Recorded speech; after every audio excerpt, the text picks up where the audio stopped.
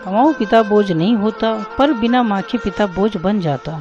राम सेवक बाबू बार बार बेटे के कमरे की तरफ देख रहे थे कि वो ऑफिस के लिए निकले तो दो बातें करूं। जैसे राजेश कमरे से निकला और बैठकर जूते मोजे पहनने लगा। बेटा राजेश, क्या ऑफिस जा रहे हो? राजेश ने कोई उत्तर नहीं दिया तो वो दोबारा हिचकिचाते हुए बोले, वो मुझे कुछ कहना था। अब कहते हुए अच्छा तो नहीं लग रहा है कि एक बाप बेटे से फरमाइश करे, क्योंकि बच्चे पिता से फरमाइश करते हैं तो समझ में नहीं आ रहा है कैसे कहूँ। राजेश चिढ़ते हुए बोला, पापा जूते मोजे पहनकर सोने तो जाऊंगा नहीं। आपकी तरह मुझे इतना आराम कहाँ है कि दिन भर घर में बैठो और सब कुछ सामने मिल जाए।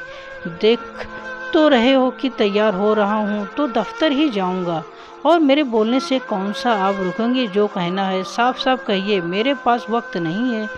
वो ठहर ठहर कर बोलते, बेटा अब कैसे कहूँ, तुम्हारी माँ रहती तो मैं तुम्हें इतनी तकलीफ़ नहीं देता। वो मैं ये कह रहा था कि अगर तुम्हें वक्त मिले तो मेरे लिए 2 शर्ट ला दो। दोनों शर्ट के बटन टूट रहे हैं, तुम्हारी माँ रहती तो लगा देती थी, और वो शर्ट इतने पुराने हो गए कि हर रोज़ वही पहन कर बाहर निकलता हूँ तो जान पहचान वाले टोकते हैं। तभी उधर से राम सेवक बाबू की बहू अंजना आई और बोली, बाबूजी आप हर समय इसी ताक में रहते हैं कि ये जल्दी में हो तो कुछ फरमाइश कर दूं, तब तो इसे पूरा करना ही पड़ेगा। आप तो ऐसे कह रहे हैं जैसे माँ जी के जाने के बाद हम आपका ख्याल ही नहीं रखते। ऐसे तो आप शेर बने घूमते थे, अब क्या हो गया? आप क्यों भीगी बिल्ली बनकर बेटे से कह रहे हैं? और मुझे माँ जी की तरह खाली मत समझना कि दिन रात चूल्हा चौका करूँगी और फिर सबके शर्ट के बटन लगाती रहूँ। राम सेवक बाबू बोले, बहू सही कह रही हो। वो घर संभालती थी पर अपने चेहरे पर सिकन नहीं आने देती थी। विमला के जाने के बाद मैं तो जैसे अनाथ ही हो गया, और वैसे भी कमाऊ पिता बोझ नहीं होता, पर बिना माँ के पिता बेटे बहू पर बोझ बन जाता है। समझ सकता हूँ मैं तुम लोगों के लिए परेशानी बन गया हूँ। आए दिन तुम लोगों से फरमाइश जो करता रहता हूँ। राजेश बोला, बस बस बाबूजी, अब इमोशनल ड्रामा करना मत शुरू कर दीजिए। अगर शर्ट के बटन टूट जाते हैं तो उसे मत पहनिए, पर कम से कम ताने तो मत दीजिए। याद है ना बचपन में जब मैं नई शर्ट मांगता था तो कहते थे कि क्या ज़रूरत है, माँ तुम्हारी बटन लगा देगी। तो अब आपकी भी समस्या का मेरे पास समाधान है। वो हैरानी से बोले, वो क्या बेटा? राजेश अंजना से बोला, अंजना मेरे कितने शर्ट पुराने हो गए हैं जो अब ऑफिस पहनकर जाने लायक नहीं है। ऐसा करो उसमें से 2 शर्ट निकालकर बाबूजी को दे दो और मेरे लिए 2 शर्ट ऑनलाइन ऑर्डर कर दो। ठीक है बाबूजी, आपकी समस्या का समाधान हो गया, और पैसे कोई पेड़ पर नहीं लगे होते हैं। इतना कहकर राजेश ऑफिस चला गया। उनके जाते ही अंजना बोली, बाबूजी क्या माँ जी ने आपको कभी नहीं बताया था? मुझे तो बात बात पर टोकती थी कि जाते हुए इंसान को टोकना नहीं चाहिए। आप तो ताक में बैठे रहते हैं, अगर मैं ना रहूं तो आप अपने बेटे को चैन की सांस नहीं लेने देंगे। इतना सुनाकर अंजना वहां से चली गई। दोपहर में राम सेवक बाबू फ्रिज से पानी की बोतल निकालकर ले जा रहे थे। अंजना बोली, बाबूजी कहाँ चले? वो पलटकर देखने लगे। अंजना बोली, पानी की बोतल तो निकाल ली, पर कभी बोतल भरकर नहीं रखते। अब शाम में अगर ये या कोई मेहमान आए तो मैं क्या करूँगी? मैं पानी लेने से मना नहीं कर रही हूँ, पर जितना पानी ले लेते हैं उतना ही भरकर फ्रिज में भी रख दीजिए। राम सेवक बाबू चुपचाप एक बोतल पानी भरकर फ्रिज में रख दिए और अपने कमरे में चले गए। शाम में अकेले उनका मन नहीं लगता। पत्नी को गुजरे हुए अभी साल लगा है, पर जीवन जैसे बोझ लगने लगा। यही घर था जब आते जाते उनकी पत्नी उनका हालचाल पूछती और चाय पानी देती रहती। अब तो बिना 2 बात सुने पानी भी नसीब नहीं होता था। क्या सच में पत्नी के मृत्यु के बाद एक वृद्ध व्यक्ति बच्चों के लिए बोझ बन जाता है? राम सेवक बाबू को तो कुछ ऐसा ही महसूस हो रहा था।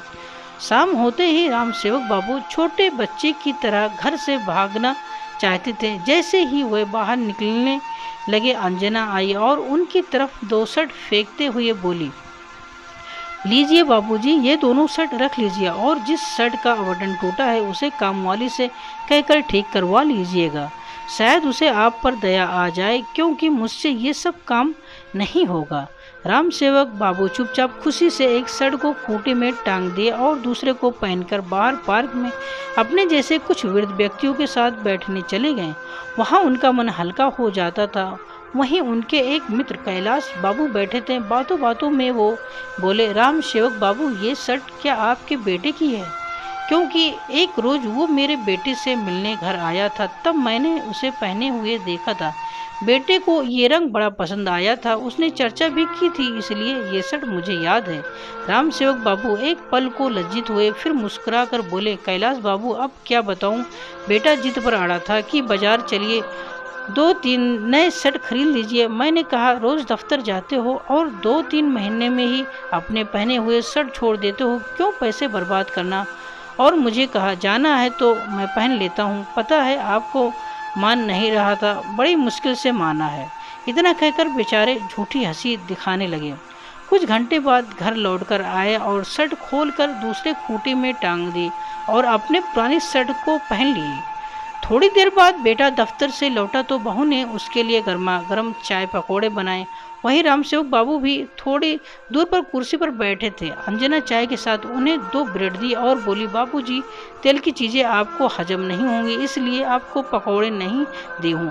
इतना कहकर वो पति के पास जाकर बैठ गई। राजेश रामसेवक बाबू की तरफ देखते हुए बोला, बाबूजी, क्या अंजना ने आपको शर्ट नहीं दी? रामसेवक बाबू बोले, हाँ बेटा, बहू ने तो दी है।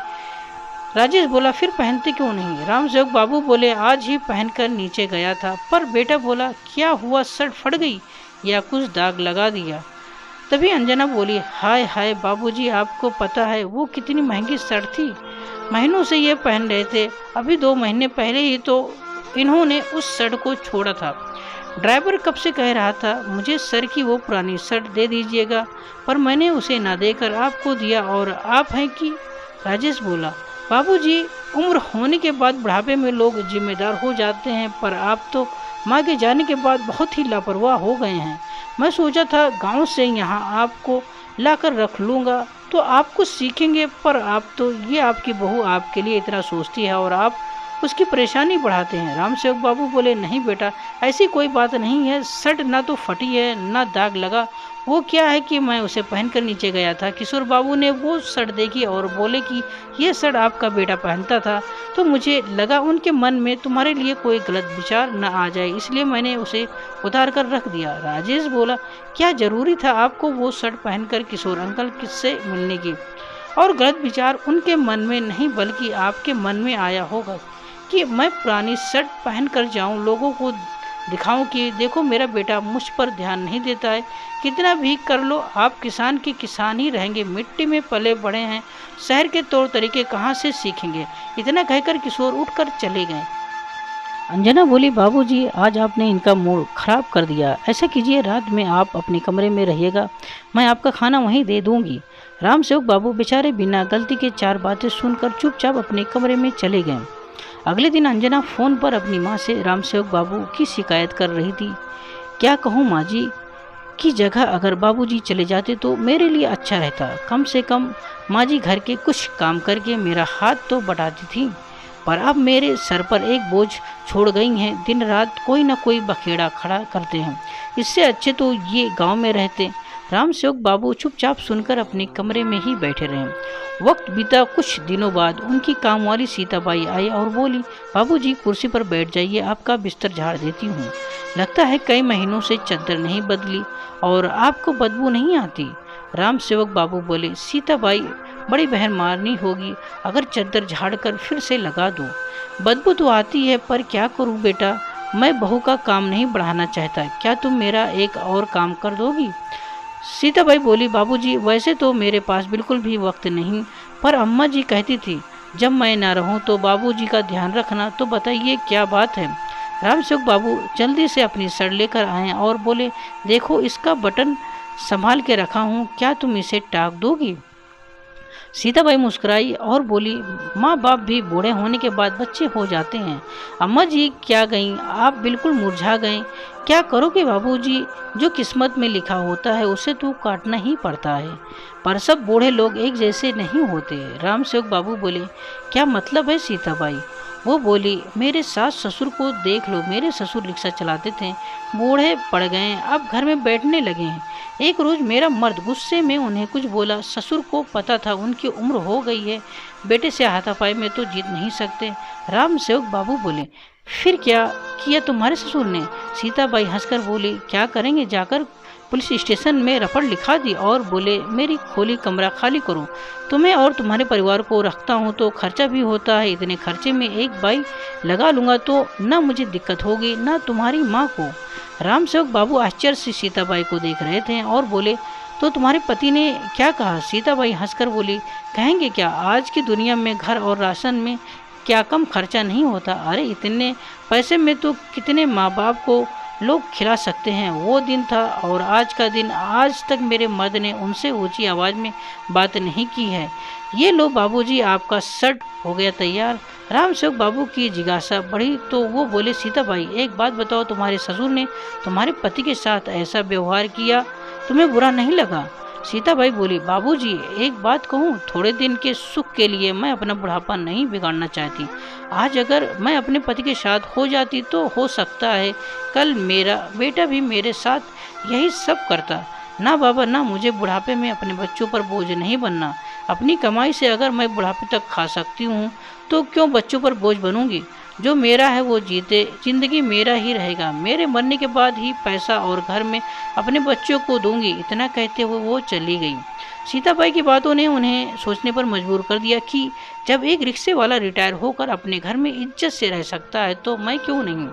मैं तो किसान था, भले मुझे पेंशन नहीं मिलता, पर ये घर और बाकी की संपत्ति तो मेरी ही है।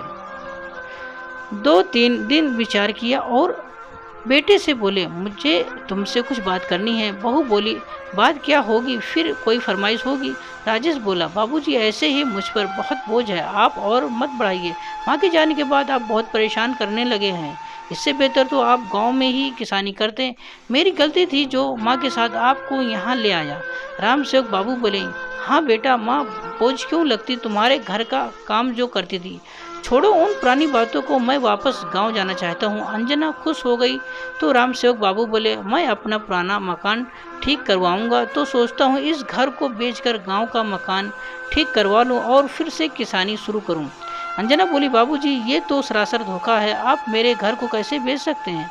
वो हंसकर बोले, धोखा और तुम्हारा घर? ये घर मैंने अपनी कुछ ज़मीन बेचकर और कुछ पर लोन लेकर अपने नाम पर ली थी, तो तुम्हारा कैसे हुआ? रिश्तों में धोखाधड़ी तो मैंने सीखी ही नहीं, फिर झेले जरूर है। अंजना राजेश को देखने लगी। वो बोली, बाबूजी आपको ये सब करके क्या मिलेगा और आखिर किसने आपके कान भरे हैं? वो बोले, मेरे कान किसी ने नहीं भरे, और एक बात कह दूं, मैं किसी पर बोझ नहीं हूँ। भले ही नौकरी नहीं करता था पर एक किसान था, पसीने की कमाई खाता था और आगे भी खा सकता हूँ। आज जो तुम नई शर्ट और टाई पहनकर जाते हो, कभी सोचा है उसी मिट्टी और पसीने के बदौलत यहाँ तक पहुँचे हो? मेरा फैसला सुन लो, अब मैं गांव जाकर रहूँगा। मुझे फिर से खेती शुरू करने के लिए कुछ पैसे चाहिए जो कि अब मेरे पास नहीं है, तो इस घर को मैं बेचकर तुम्हें 2 कमरे के घर के लिए पैसे दे दूंगा और बाकी के पैसे से मैं अपनी ज़िंदगी फिर से शुरू करना चाहता हूँ। बहू बोली, बुढ़ापे में आप सठिया गए हैं, आपकी उम्र है ज़िंदगी फिर से शुरू करने की। राम सेवक बाबू बोले, देख रहे हो, सीताबाई को एक घर में काम छूटता है फिर नए सिरे से दूसरे घर में काम शुरू कर देती है, तो मैं क्यों नहीं कर सकता?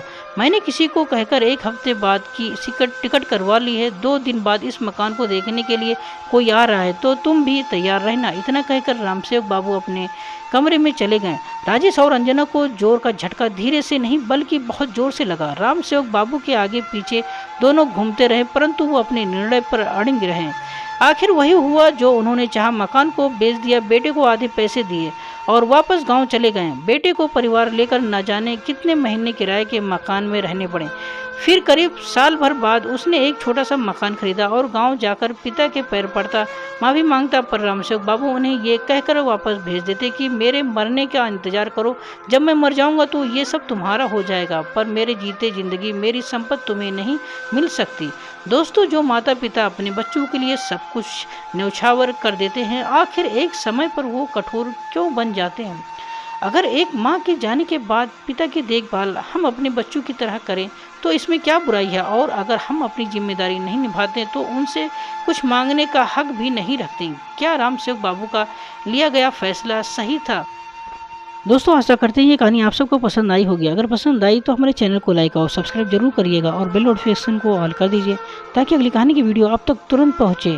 पूरी कहानी सुनने के लिए आप सबका बहुत बहुत धन्यवाद। और ये कहानी आप सबको कैसी लगी कमेंट में ज़रूर बताइएगा।